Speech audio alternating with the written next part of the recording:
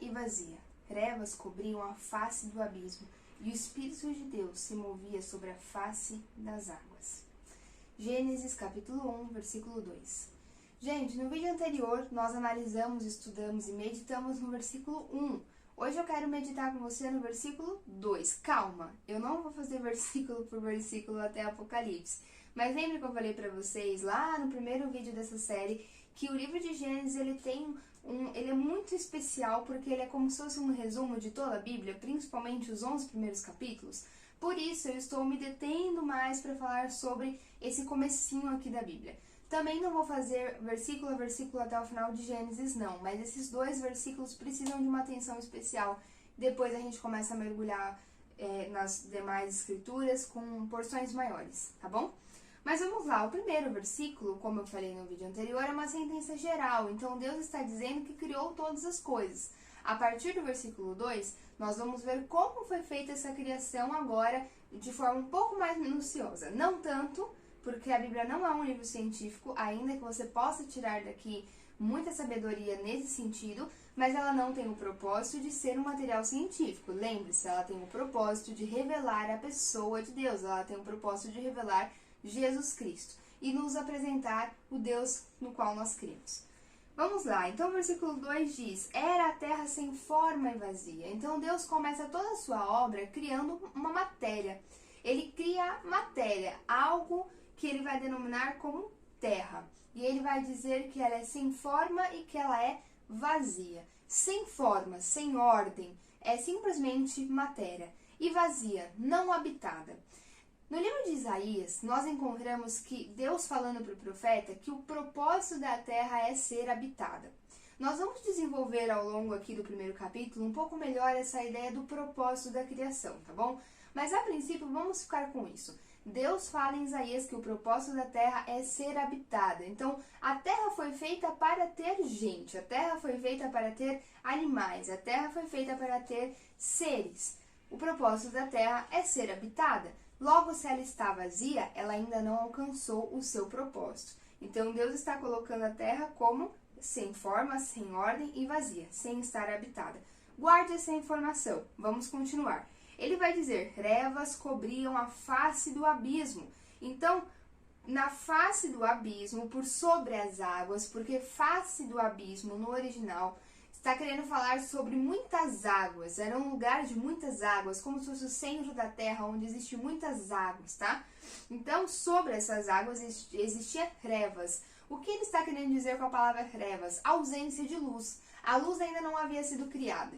Então, nós temos uma terra sem forma, sem ordem, vazia, não habitada, com trevas, ou seja, ausência de luz, e água, né? Face do abismo, muita água. O que eu acho super curioso, porque hoje a gente já sabe pela ciência que o planeta Terra deveria se chamar planeta Água, porque ele é majoritariamente água e não majoritariamente terra. Então veja só, no início da sua criação, Deus já está falando que era praticamente terra, praticamente água e ausência de luz. Gente, como eu falei, a Bíblia não é um livro científico, mas ela é a verdade. Então ela sempre vai estar em coerência. Aquilo que não estiver em coerência, existe algo nebuloso ainda que não foi desenvolvido. E aí talvez você esteja falando: Gi, mas a teoria do evolucionismo vai completamente contra o que a palavra de Deus fala. E aí outra pessoa pode chegar e falar: não, mas já conseguiram associar os dois. Eu queria apresentar para você uma terceira possibilidade, tá? Nem o evolucionismo, nem os cristãos, os evolucionistas cristãos que tentam associar com a Bíblia. Eu queria apresentar para você o design inteligente. É uma outra teoria que tem crescido bastante, não só aqui no Brasil, e que tem derrubado algumas coisas que foram colocadas como evidências científicas do evolucionismo. Não vou falar mais sobre isso porque não é o propósito do meu canal, mas se você gosta do assunto, eu vou deixar aqui embaixo alguns links super legais, de confiança, gente que sabe do que está falando, para você dar uma estudada, tá bom? E o Espírito de Deus se movia sobre a face das águas. Então, quem estava lá? O Espírito de Deus, que nós podemos chamar de Espírito Santo. Veja, gente, no segundo versículo nós já temos toda a Trindade Santa. Nós temos Deus Pai, que é o Todo-Poderoso, a força, o Criador de todas as coisas. Nós temos a palavra presente junto com Deus, que é Deus, Jesus Cristo na criação e nós temos o Espírito Santo, o Espírito de Deus. Em algumas versões pode estar como vento de Deus, tá? O que a gente também consegue associar ao Espírito de Deus, porque é o fôlego de vida, é aquilo que dá vida, tá bom? E aí a Bíblia diz que o Espírito de Deus se movia sobre a face das águas ou sobre a face do abismo. Em algumas Bíblias, em vez de estar se movia, pode estar o verbo pairar, que é um excelente verbo para esse contexto. O Espírito de Deus pairava sobre as águas. Por que é excelente para esse contexto, gente? Porque o propósito aqui é dar a imagem de uma grande ave, de uma grande águia, pairando sobre o seu ninho, nutrindo o seu ninho para que os ovos possam gerar, possam vir à vida.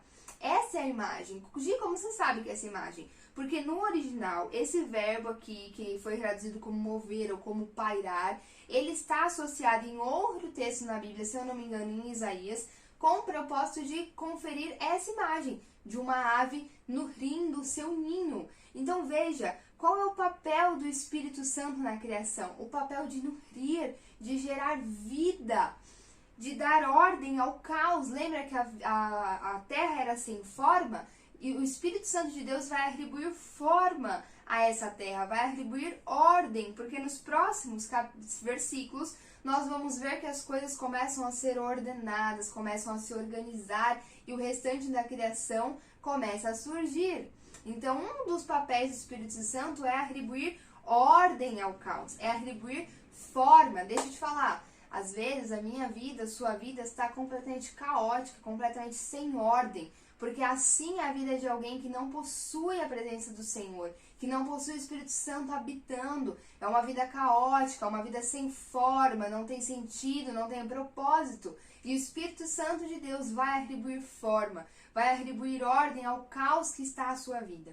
A segunda função do Espírito Santo nós vemos que é habitar, é promover a habitação. Lembra que a terra era vazia? A partir desse momento em que o Espírito Santo de Deus paira sobre a terra, paira sobre a face do abismo, sobre a face das águas, no momento em que o Espírito Santo está fazendo isso, nos próximos versículos nós vamos ver a habitação chegando, a terra sendo habitada e alcançando o teu propósito. Sabe com quem mais o Espírito Santo faz isso? Comigo e contigo, porque nós fomos formados para sermos habitados pela pessoa de Deus, porque dessa forma nós glorificamos, nós adoramos o nome do Senhor. Se você não tem o Espírito Santo, você é uma pessoa vazia espiritualmente. E esse vazio te angustia, te traz dor, te traz falta de sentido, falta de propósito na vida.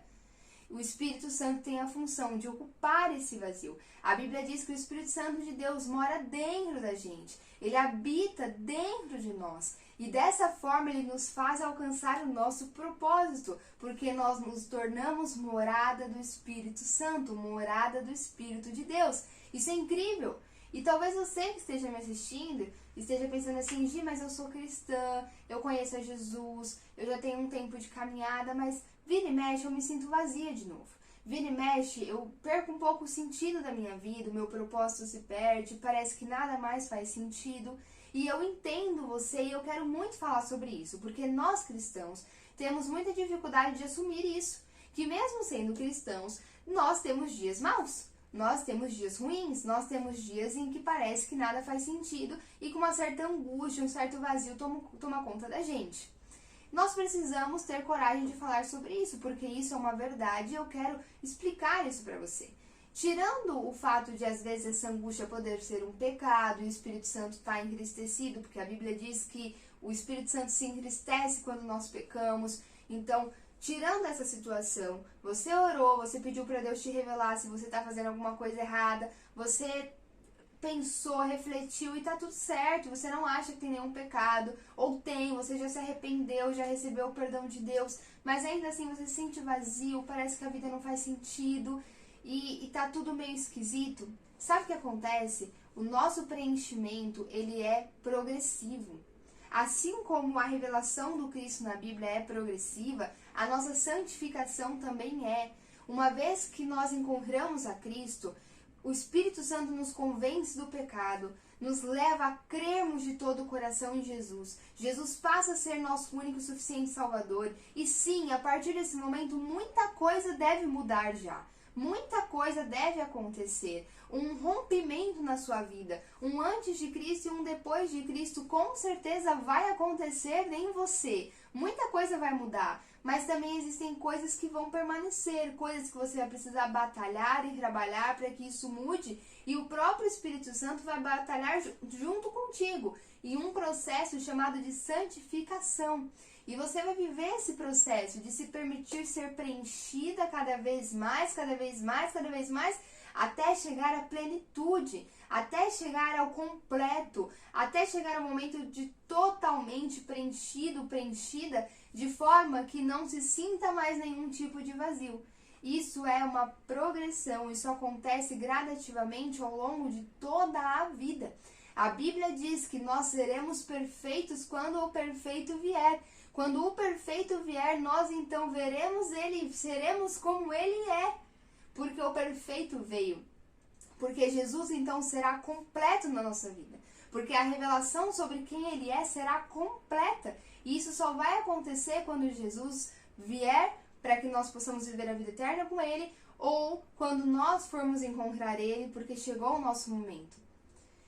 Nesses dois contextos. Fora isso, nós estamos em uma caminhada diária, falhando, acertando, falhando e acertando. Mas a ideia é que a cada dia você esteja mais próximo de estar completo, mais próximo de estar 100% preenchido, e não o contrário.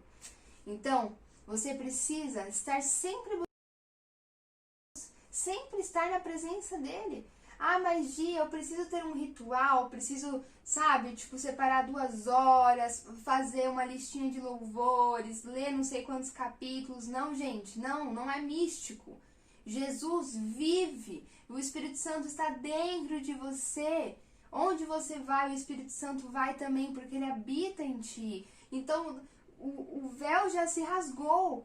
Basta que você queira orar. Você pode orar em espírito, você pode orar em voz audível, você pode separar um período para isso e pode continuar orando ao longo do dia. Você pode ler 1 capítulo ou pode ler 10. Você pode se relacionar.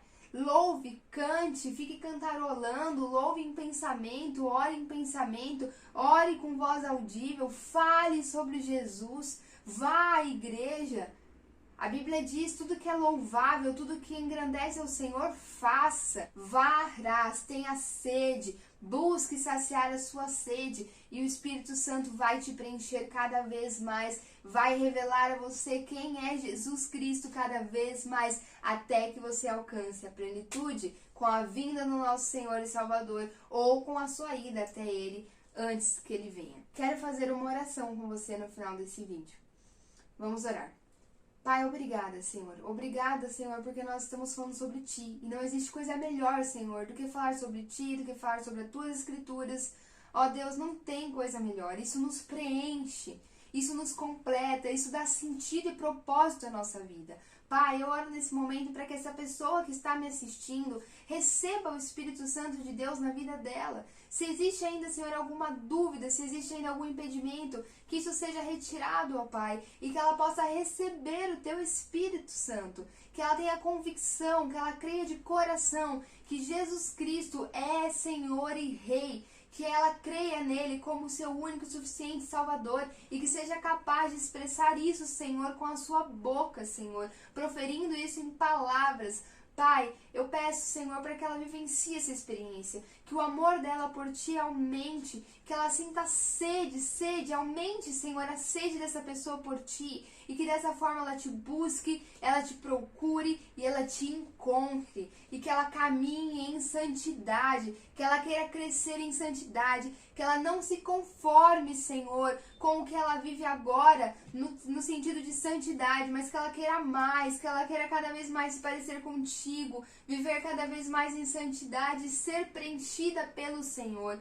Revele, Senhor, a essa pessoa Jesus Cristo cada vez mais, que ela compreenda quem Tu és e que ela Te ame, Senhor, e que ela Te adore em resposta àquilo que o Senhor está oferecendo aquilo que o Senhor está revelando, Senhor, e que dessa forma estejamos prontos, ó Pai. E quando o Senhor voltar, quando o perfeito vier, quando nós pudermos ver o perfeito, nós então seremos como Ele é.